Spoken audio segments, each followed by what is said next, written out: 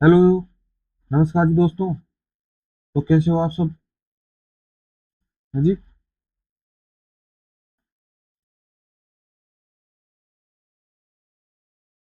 हाँ जी। तो चलो स्टार्ट करते हैं अपन नेक्स्ट चैप्टर के पार्ट आगे। हाँ जी। ये लेक्चर नंबर 3 है।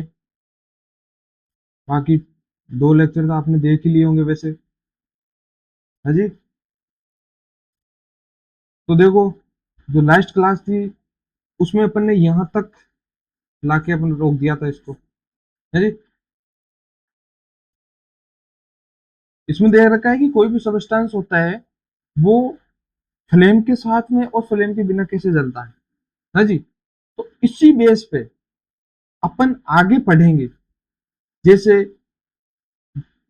मतलब वो कोयला कैसे बनता है, पेट्रोल वगैरह, डीजल वगैरह, जो भी ऑयल वगैरह जो होते हैं वो कैसे बनते हैं। समझ रहे हो आप? ऑयल ऑयल मतलब खाने वाला नहीं, जिससे इन तरह से गाड़ियां चलती है, जलता है जो। समझ गए आप? चलो जी। तो इसमें अपन आज पढ़ेंगे फॉर्मेशन ऑफ कोल। समझा? Formation of coal. कोल क्या है? कोयला। हाँ जी। और कोल तार होता है, यानी कि वो कोयले का, उसका यानी कार्बन का लिक्विड फॉर्म होता है, उसको कोल तार बोलते हैं। तो कोल कि चारकोल, मतलब कोयला कैसे बनता है, यानी कि चारकोल मान लो। तो इसमें क्या है कि जैसे अपन धरती के नीचे क्या होता है कि बहुत सारे पुराने पहले जब पौधे, पेड़ पौधे, जो भी एनिमल्स वगैरह, ह्यूमंस वगैरह, जो भी सब जीव जंतु वगैरह थे, उनमें क्या हुआ था कि एक टाइम बाद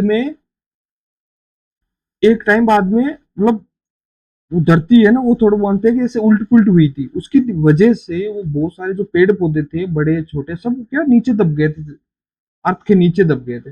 उसकी वजह से अब क्या हुआ कि जैसे अर्थ के नीचे दब गए, तो उससे क्या हुआ कि हाई प्रेशर लगा और नीचे टेम्परेचर भी बढ़ गया, क्योंकि वो दबाव में थे, वो नीचे हवा, और हवा के कांटेक्ट में थे नहीं। उसकी वजह से वो अंदर रिएक्शन करके जिस रिएक्शन को बोला जाता है कार्बोनाइजेशन। क्या बोला जाता है? कार्बोनाइजेशन। और उस रिएक्शन के बाद में, उस रिएक्शन से ये कोयला, पेट्रोल वगैरह सब बन गए थे। है जी। समझ गए आप लोग? तो इसमें क्या है कि जैसे कोयला वगैरह, जो पेट्रोलियम पदार्थ है जो भी बने थे, वो क्या है कि उनकी प्रोसेस ऑलमोस्ट सेम है, कि उनमें सब में वही होता है कि भाई अर्थ के नीचे सारे वो जीव जंतु वगैरह जो भी थे, पेड़ पौधे, वो दब गए थे, उसकी वजह से वो जो कार्बोनाइजेशन वगैरह, वो रिएक्शन करके वो प्रोसेस हुआ था। पर उनमें थोड़ा सा डिफरेंस है। उस थोड़े से डिफरेंस की वजह से कुछ पार्ट कोयला बन गया और कुछ पार्ट पेट्रोलियम पदार्थ बन गए।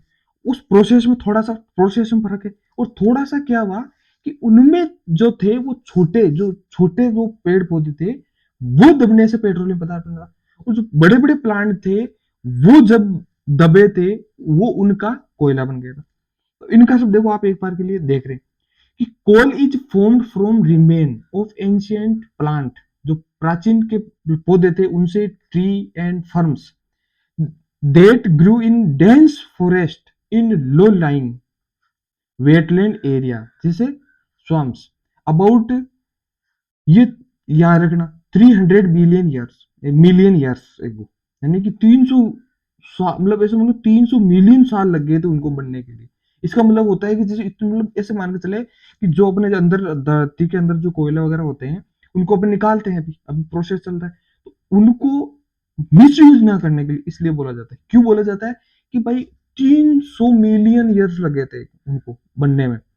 तो टाइम तो लगता है ना चीजों को बनने में। अगर उनको अपन ऐसे खपत कर देंगे, जल्दी जल्दी अपन उनको खत्म कर देंगे, तो उससे क्या हुआ कि वो बनने में, अगर अपने वो जो सोर्स है वो लिमिटेड है, लिमिटेड की वजह से हो गया कि वो एक लिमिट होती है ना हर चीज की, अनलिमिटेड तो है नहीं चीजें। लिमिटेड होने की वजह से उनको बचाना जरूरी हो जाता है। अब स्टेप्स है, वो स्टेप्स को देखो आप लोग।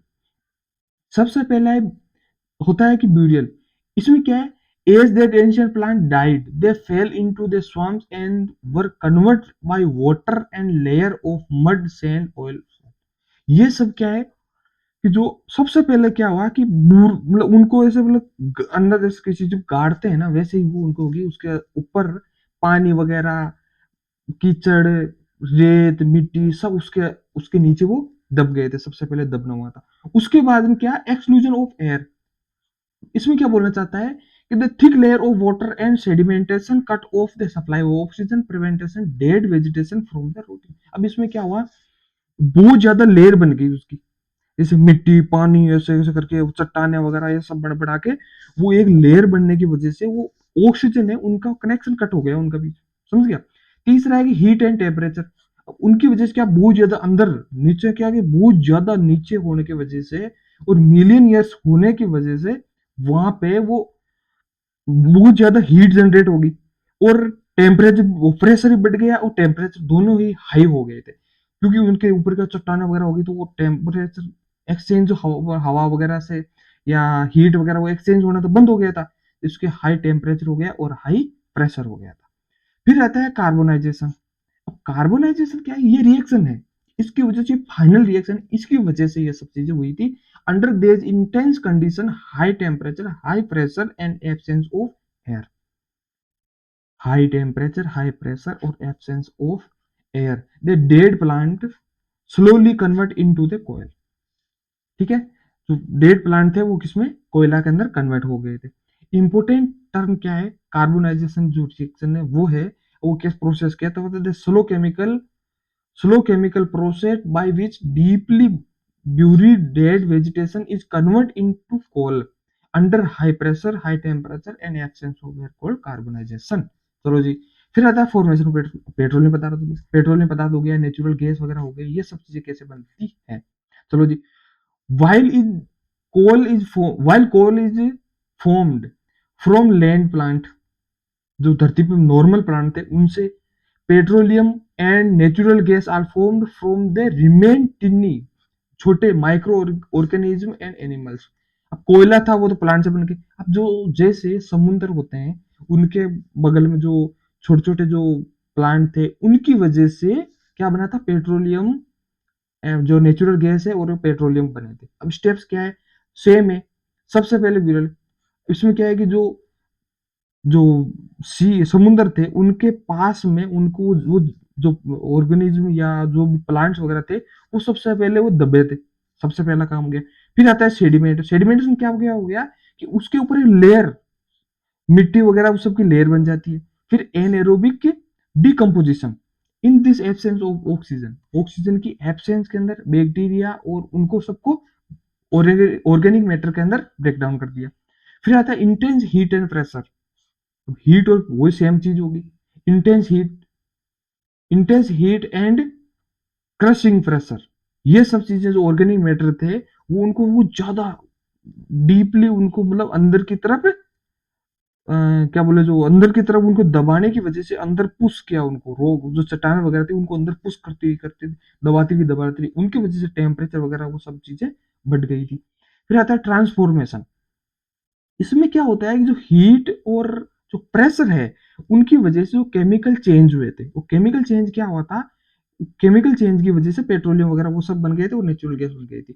अब इसके अंदर जो उसके अंदर कार्बोनाइजेशन था उसमें है, इसमें है migration and trapping, being lighter than water, the oil and gas migrate upward through porous rocks like sandstone until they hit a layer, कोई दिक्कत नहीं है।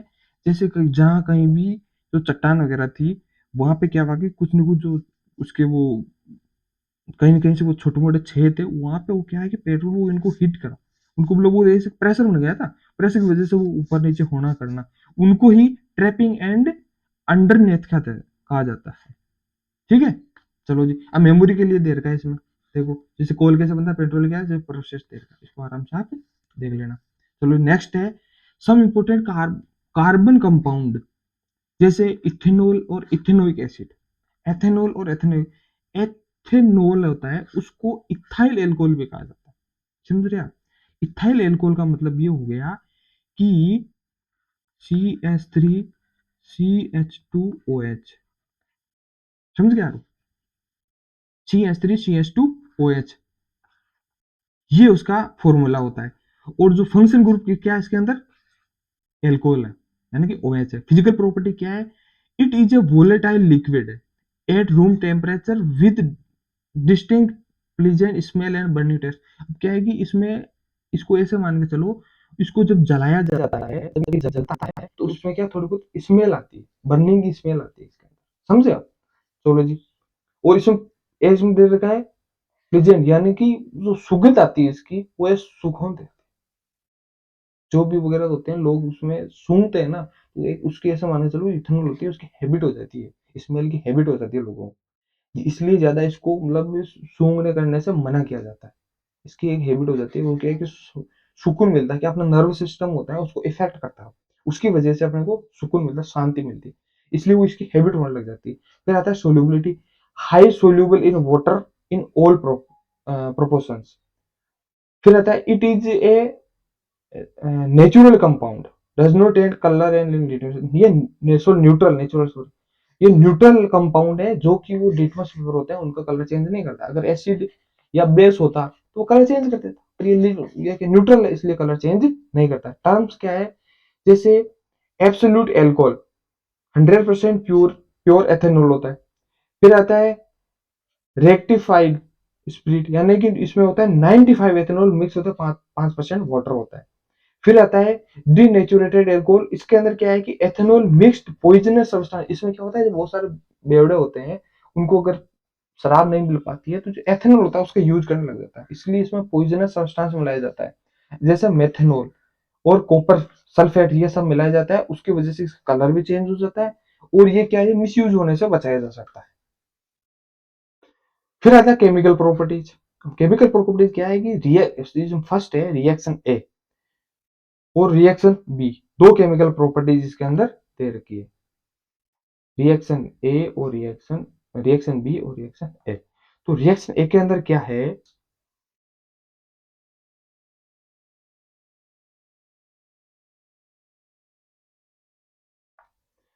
रिएक्शन ए उसके अंदर क्या है, when when ethanol react with active sodium metal, जब ethanol को सोडियम मेटल के साथ में, दो सोडियम मेटल के साथ में रिएक्ट किया जाता है तो ये सब्सटेंस बनते हैं, इसमें H2 गैस रिलीज हो जाती है। समझ गए आप लोग?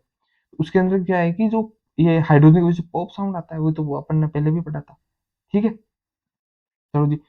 फिर आता है प्रोडक्ट फॉर्म्ड, समझ गए लोग? तो इसमें क्या है कि जो एग्जाम यूज के लिए, this is used as a test to for the alcohol functional group. ठीक है, एल्कोहल है उसका फंक्शनल ग्रुप टेस्ट के लिए उसका यूज किया जाता है। समझ गया लो? चलो जी। उसके बाद के अंदर रिएक्शन बी दे रखा है, इसमें दे रखा है डिहाइड्रेशन रिएक्शन। डिहाइड्रेशन इसमें क्या है कि heating with high concentration H2SO4, तो H2SO4 है उसका, उसको लिया किसने, इसको थोड़ा हॉट H2SO4 लिया। ठीक है, यानी कि उसको ऐसे मानना चाहिए, इसको H2SO4 उसको हीट करा और उसके बाद के अंदर रिएक्ट करा, और किसके साथ में लिया, ये देखो थोड़ा सा इसको गलत ले लिया, इस रिएक्शन ऐसे मान के चलो कि ऐसा है, ये ऐसे, समझे लोग? को करेक्शन कर लेना, इसको थोड़ा लिखने में थोड़ा सा गलती कर दिया। When ethanol is heated with concentrated sulphuric acid, जो देखो डिग्री दे रखा है, it loses water molecule to form a unsaturated hydrocarbon, ये अनसैचुरेटेड हाइड्रोकार्बन और वाटर बन जाता है इसके अंदर। प्रोडक्ट फॉर्म इथिन बन रखा है, यानी कि एल्किन बनेगा। रोल ऑफ इसका H2SO4 का क्या है कि dehydration agent, because remove water from ethanol. चलो जी।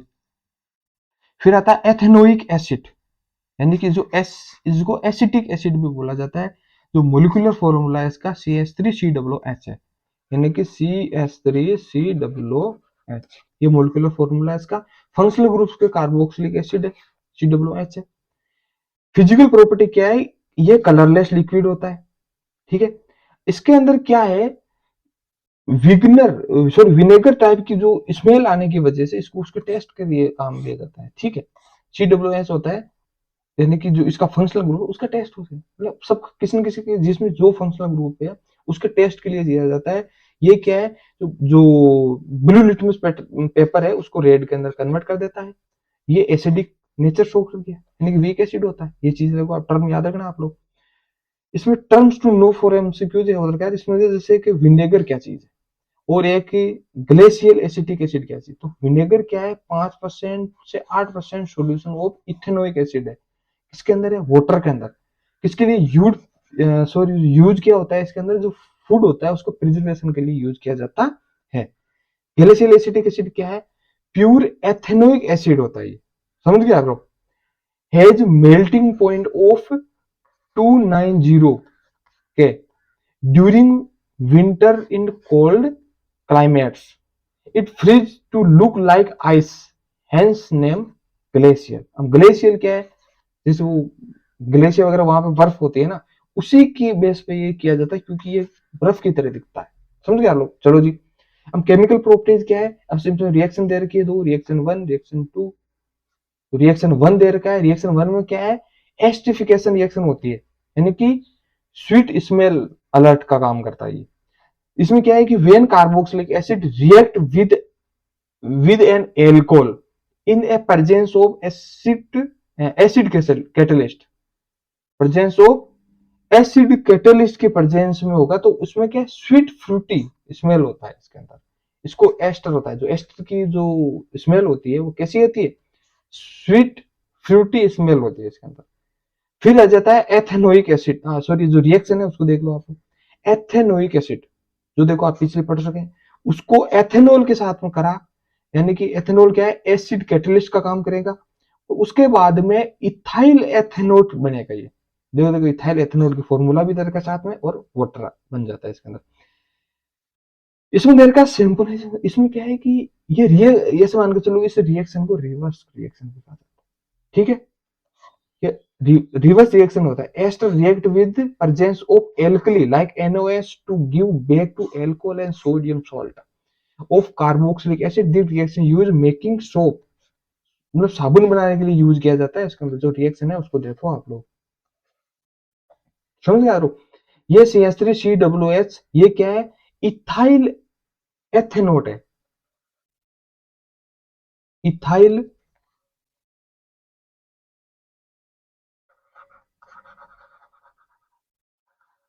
इथाइल एथेनोएट हो गया।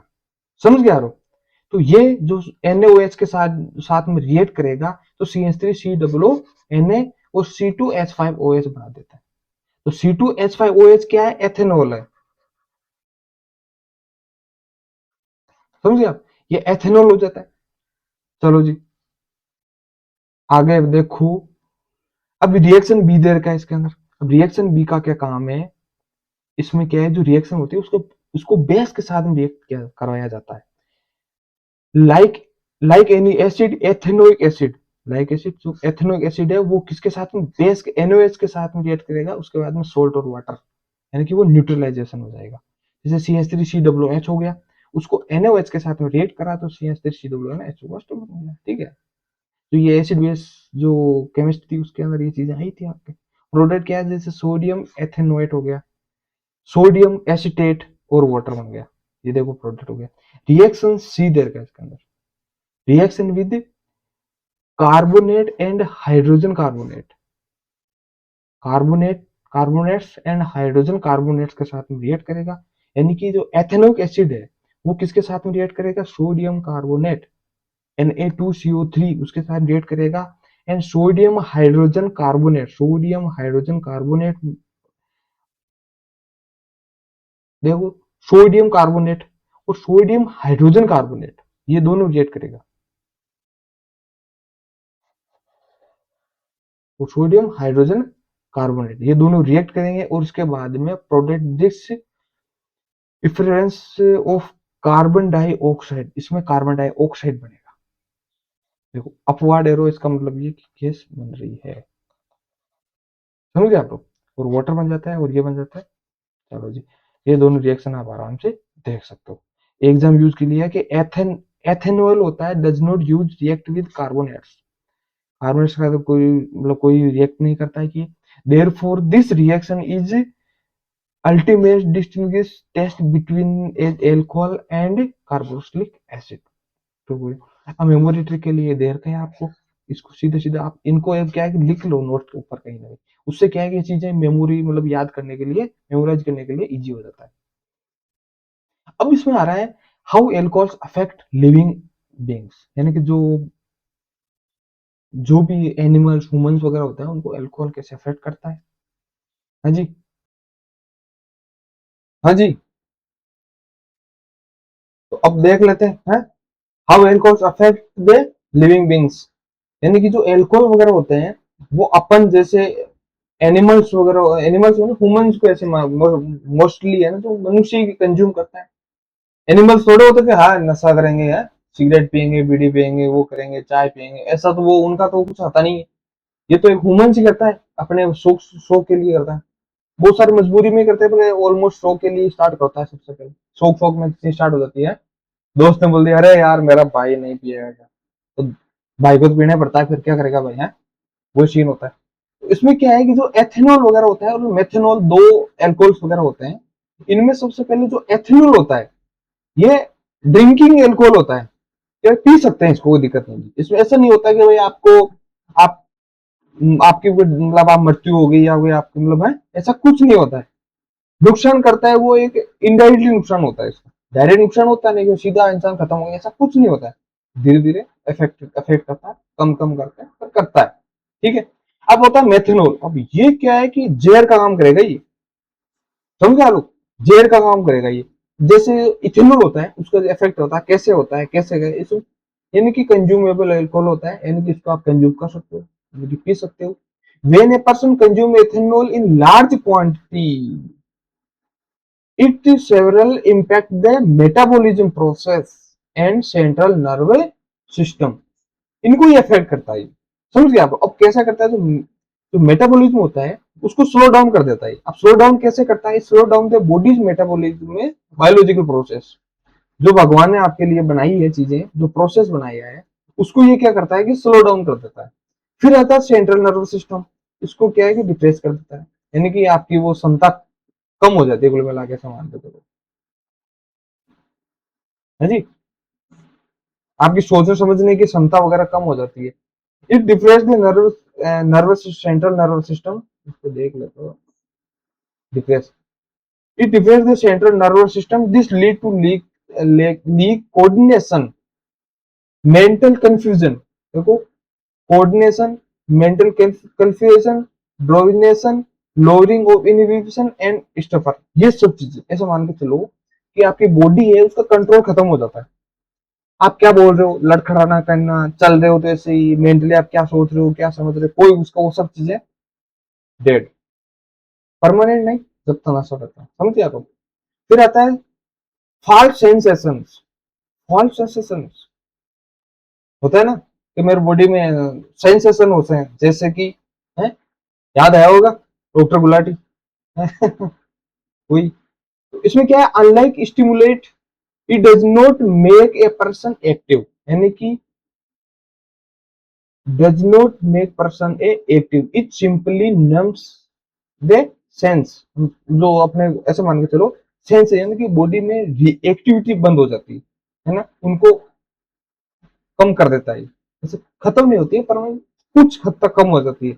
द पर्सन फील रिलैक्स, वो रिलैक्स फील करता है। ऊपर अपनी जो एबिलिटी होती है वो जज करने की, किसको मतलब क्या है, उसको क्या किसी को पहचानने के हो गया, ये सब चीजें वो मतलब ऐसे मान के चलो वो खत्म हो जाती है उसके लिए।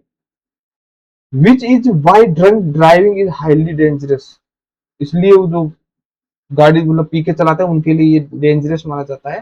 फिर आता है मेथेनॉल, यानी कि वो डेडली पॉइजनस होता है। Consuming even very small quantity ethanol, ये बहुत कम क्वांटिटी के अंदर शरीर के बॉडी के लिए बहुत बार ऐसे ऐसे बोलो मेडिसिन के रूप में ले सकते हैं, तो वो लो क्वांटिटी के अंदर, समझ गया, और वो स्मॉल लिवर ऑक्सीडेशन का काम करता है सबसे पहले। अब इसमें क्या है कि inside the body methanol is oxidize to methanal, यानी कि फॉर्म एल्डिहाइड के अंदर लीवर के अंदर जाके ये ऑक्सीडाइज होता है, उसकी वजह से ये अब आगे प्रोसेस होगा। फिर होता है प्रोटोप्लाज्म में कोएगुलेशन, इसमें क्या है, जो methanol react with rapidly component of living cells, जो लिविंग सेल्स होते हैं वो कंपोनेंट उनके साथ रिएक्ट करता है। It causes the protoplasm to coagulate, यानी कि क्लम्स टुगेदर टू सोलिडिफाई, उनको सोलिड कर देता है। वैसे मान लो जैसे कोई भी जो नॉर्मल एक्टिविटी करने वाला जो सेल्स के जो ऑर्गन्स वगैरह होते हैं वो सारे, उनको क्या सोलिड मतलब उसकी वो एक्टिविटी बंद कर देता है। जैसे इसमें बता रखा है, जैसे ए का कोएगुलेशन हो जाता है, बॉइल करते हैं ना, उसको ए का कोएगुलेशन हो जाता है, समझे हम लोग, एक बुत जम जाता है, पहले वो लिक्विड फॉर्म होता है, जम जाता है, वही है। फिर आता है ब्लाइंडनेस, यानी कि अंधापन। तो जो मेथनॉल होता है directly attack on optic nerve system, उसकी वजह से परमानेंट ब्लाइंडनेस भी आ जाता है, समझ गया। चलो जी, एल्कोहल एज ए फ्यूल, समझ गए हो आप, एल्कोहल एज ए फ्यूल का नाम लेते ही कौन सा, नितिन गडकरी साहब है, E20,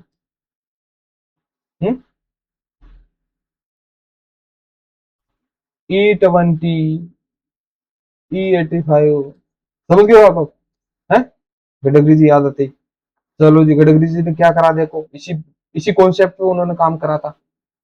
विद राइजिंग पोल्यूशन, इसमें क्या चीज है, बेसिक चीज ये है, आपको सीधे सीधे बताता हूँ, आगे आप आराम से पढ़ लेना।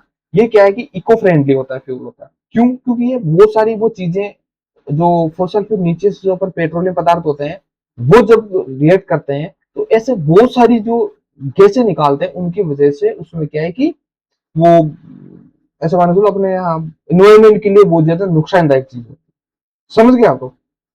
जो अब ऐसे मान के चलो, जैसे हार्मफुल गैसेज में क्या चीज होती है जो वो रिलीज करता है, हार्मफुल गैसेज जैसे सल्फर डाइऑक्साइड, नाइट्रोजन ऑक्साइड, ये सब चीजें जो पेट्रोल डीजल होती है वो करता है। ये क्लीन गैस में क्या करता है, एथेनॉल बर्न सफिशिएंट एयर, जब सफिशिएंट एयर के साथ में यानी ऑक्सीजन के साथ में ये जब जलता है तो ये कार्बन डाइऑक्साइड और वाटर देता है, समझ गए आप लोग। How it produce, sugar cane गन्ने से यूज होता है, प्रोड्यूस मोलामास, कोई दिक्कत नहीं, ये सब चीजें आप एथेनॉल बना देता है, समझ गया लोग। फिर आ जाता है कि सफिशिएंट एनर्जी क्या चीज होती है, तो जो हीट एनर्जी दी जाती है इसके अंदर, उसके बाद कंबसन होता है इसका, एथेनॉल हो गया, ऑक्सीजन दी उसके उसके CO2 और वाटर हीट और लाइट वगैरह सब निकल गया, ठीक है। अब ये होता है गैसोहॉल्स, क्या चीज होती है, अब इसमें क्या है कि जो पेट्रोल है उसको 10 टू 20% क्या इथेनॉल मिला दिया उसके अंदर, ethanol blended with petrol, petrol के साथ मिक्स कर दिया, तो उसको अपन क्या बोलते हैं, गैसोहॉल्स बोलते हैं। अब ये जो देखो आपको लिए जो क्विक रीजन के लिए दे रखा है, आप इसको देख लो। चलो जी नेक्स्ट है, सोप एंड डिटर्जेंट है। कौन कौन है घर जाकर कपड़े वपड़े धोता है आप खुद के, तो उनको रिएक्शन पता होना चाहिए ना कि ये साबुन वगैरह जो भी होता है, सर्फ वगैरह होता है, वो कैसे काम करता है, धोता होगा, कौन कौन धोता है, चलो हाथ खड़े करो, देखो जहां बैठे हो वैसे ही, जो भी कोई डिटर्जेंट वगैरह उन सबसे अपने खुद के कपड़े खुद धोता हो, हाथ खड़े करो, है, धोते हैं ऑलमोस्ट। 10th में आ गया, समझदार हो गया यार, अब तो धोते होंगे, कोई बात नहीं, धो रहे हो तो भी सही, ना धो तो भी भैया। What are soap and detergent, soap और डिटर्जेंट क्या है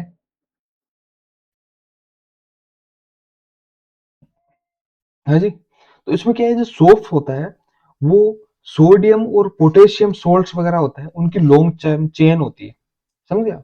लॉन्ग चेन फैटी एसिड होता है, जिसमें कि कार्बोक्सिलिक एसिड, इसमें क्या है कि 15 से 18 कार्बन एटम्स रहते हैं, जैसे जैसे सोडियम स्टीरेट, यानी कि इसमें दे रखा है C17, यानी कि 17 कार्बन की चेन बनेगी, उसके बाद में COONA, ये हो जाएगा लास्ट में, समझ गए आप लोग।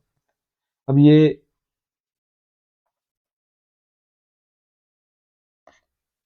समझ गए आप लोग, ये बना देता है उसके अंदर।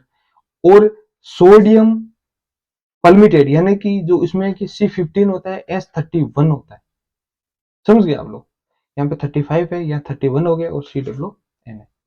सोर्स क्या है इसका, prepared from natural vegetable oil and animal fats, animal fat वगैरह होता है, इन सब से बनाया जाता है। ये डिटर्जेंट क्या चीज है, ये क्या चीज, सोप का हो गया। अब डिटर्जेंट क्या चीज है, ये अमोनियम और सल्फेट सोल्ट है, अमोनियम और सल्फेट सोल्ट है, इनकी लॉन्ग चेन, वही बात है, और वही कार्बोक्सिलिक एसिड आ गया, समझ गए आप लोग, सब में सेम है ये।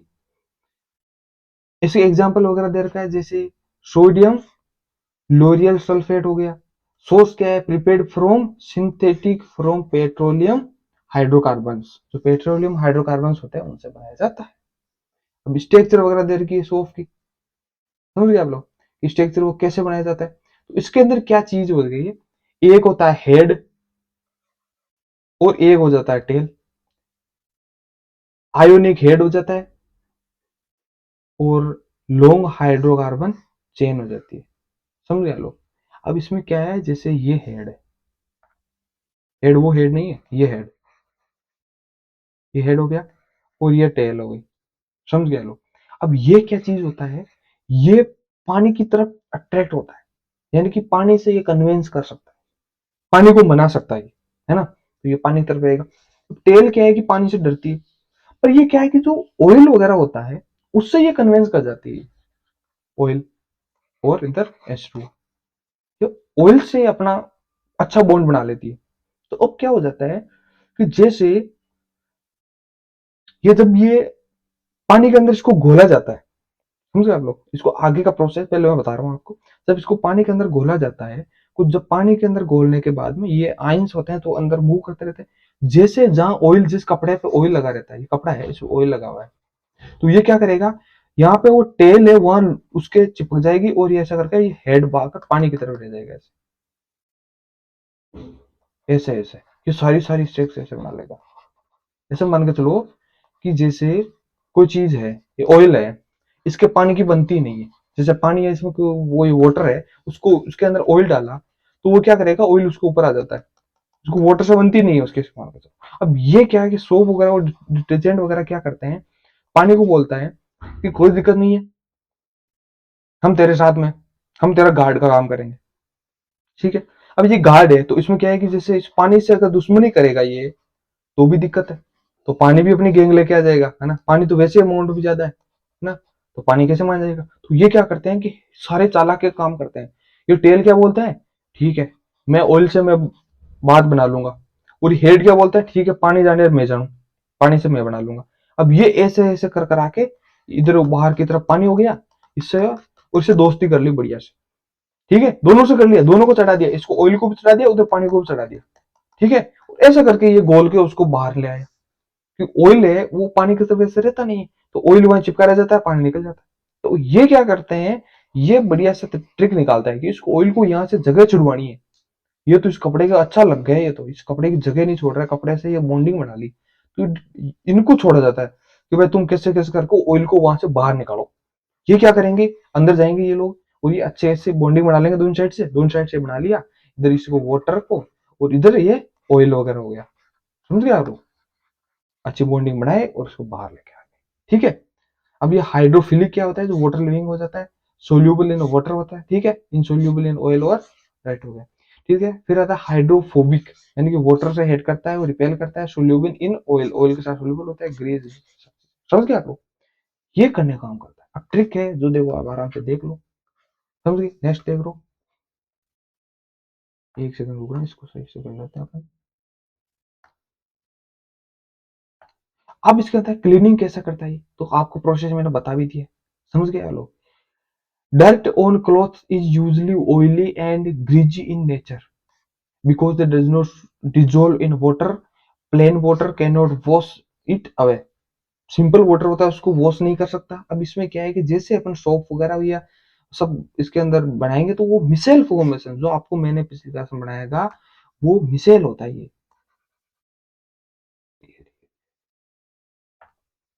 ये क्या फॉर्म होता है, मिसेल फॉर्म होता है ये। चलो जी, अब इसमें देखो, अब इसमें क्या है, स्टेप बाय स्टेप है। पहले था ओरिएंटेशन, अब इसमें क्या चीज होता है कि when soap dissolve in water the soap molecule arrange themselves into unique cluster called micelles, micelle formation बना लिया। उसके बाद में ट्रैपिंग द डर्ट, अब इसमें क्या है, inside the micelle the hydrophobic tail locked into oily and dirty particle, they lock into the dirty and oil particle at the center while the hydrophobic ionic head stick outward facing the water, समझ गए आप लोग।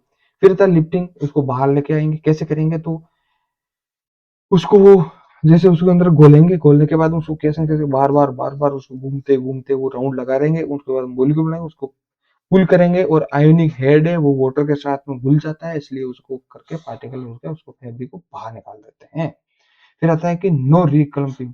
इसमें क्या बोलना चाहता है कि the micelle stage suspended in water as a colloidal solution, ये कोलोइडल सॉल्यूशन बना लेता है। Do not come together to form a come because the negative charge head repel each other in ion repulsion. वापस से मतलब कि वापस backward वो कुछ रिएक्शन नहीं होती है। अब इसके अंदर देखो आपको बता रखा है, जैसे कि हाइड्रोफिलिक हेड हो गया, हाइड्रोफोबिक टेल होगी, जो टेल इधर आगे हैं आप देखो, हाइड्रोफोबिक टेल है वो अंदर की साइड में है। फिर आता है ऑयल है अंदर देखो, नेल्सन मिशेल बन गया पूरा, समझ गए आप लोग। चलो जी, अब आ जाता है कि हार्ड वाटर। ये तो आपने देखा ही होगा घर पे, जैसे बहुत सारे ऐसे खारा पानी बोलते हैं इसको सिंपल तरीके से। जो खारा पानी होता है उसके अंदर क्या होता है कि सोप वगैरह काम कम करती है। क्यों करती है वो, उसका वो क्या है कि जो कैल्शियम जो मैग्नीशियम होते हैं उस खारा पानी का रीजन क्या है, कैल्शियम और मैग्नीशियम है, उसकी वजह से वो रिएक्ट नहीं कर पाता है। when soap is added in hard water it react with the calcium and magnesium। समझ गए आपको, कैल्शियम मैग्नीशियम आयन के साथ रिएक्ट करेगा और इनसोल्यूबल स्टिकी पीपीटी बना लेगा, जो कि स्कम बोला जाता है इसका। बोलिए soap, calcium magnesium ion water जो कि हार्ड वाटर से आता है, स्कम बना लिया और उसको इनसोल्यूबल पीपीटी बना दिया। Because of scum formation a large amount of soap is wasted just a created lather. अब क्या है कि लार्ज अमाउंट ऑफ सोप, बहुत ज्यादा सोप की मतलब जो साबुन होती है उसकी बहुत ज्यादा अमाउंट है वो वेस्ट चले जाती है, समझे आप लोग। Sticky scum, the sticky steam sticks to the clothes making them deliver hard. उसके बाद में क्या होता है वो गंदापन निकालने की वजह से की बजाय वो खुद उसे चिपक जाती है, उसके वजह से उसका मतलब डल नेचर बन जाता है और वो हार्ड होता है, जिसको धोते तक उसको हार्ड हार्ड से कपड़े हो जाते हैं, समझ गए आप लोग। वाई डिटर्जेंट सक्सेड, डिटर्जेंट इसके अंदर सक्सेस कैसे हो जाता है, ये detergent do not form insoluble PPT, insoluble PPT नहीं बनाता है with the calcium and magnesium ion present in hard water, their charge ends remain soluble, the charge ends remain soluble in hard water allowing them leather easily to clean the effectively। समझ गए आप लोग, उसको clean करने में easy पड़ता है। आप इनको देख लो आराम से, ये सारी ट्रिक दे रखी है, मतलब ये सीरीज दे रखी है, देख लो। अब इसको जो ट्रिक है मिसेल क्या होता है, क्या चीज होती है, जो मिसेल होता है वो एक क्या है कि डिफेंसिव रिंग आ जाए, मैंने बोला था डिफेंस करता है उसको, जैसे वो ऑयल है तो उसको ऑयल को बाहर से डिफेंस कर लेता है, समझ गए लोग। ये तो बाहर से वाटर से उसको अलग सेपरेट कर देता है, समझ आप लोग। जो हार्ड वाटर है वो क्या क्या जो होता है, समझ गए आप लोग। चलो जी, हो गया, आज का अपना चैप्टर हो गया कंप्लीट। बाकी जो भी आपको दिक्कत है वो कमेंट में बता दो, और जो अच्छा लगा वो भी कमेंट में बता दो, ठीक है। तो आप सभी को धन्यवाद, और अच्छी तैयारी करो, अच्छे परसेंटेज बनाओ 10th के अंदर, समझ गए आप लोग। थैंक्स लिखूं या थैंक यू लिखूं, चलो थैंक यू लिख दिया और ये बना दिया, चलो और एक स्माइल वाला बना देते हैं, समझ गए आप लोग। ही दांत निकाल देते हैं, सॉरी, बड़ा ही नहीं, पता नहीं क्या बन गया, छोड़ो खैर। चलो जी, ये बन गया, इतने हम कमजोर कलाकार थोड़े हैं जी, बना दिया ना आखिर। चलो जी, धन्यवाद आपका।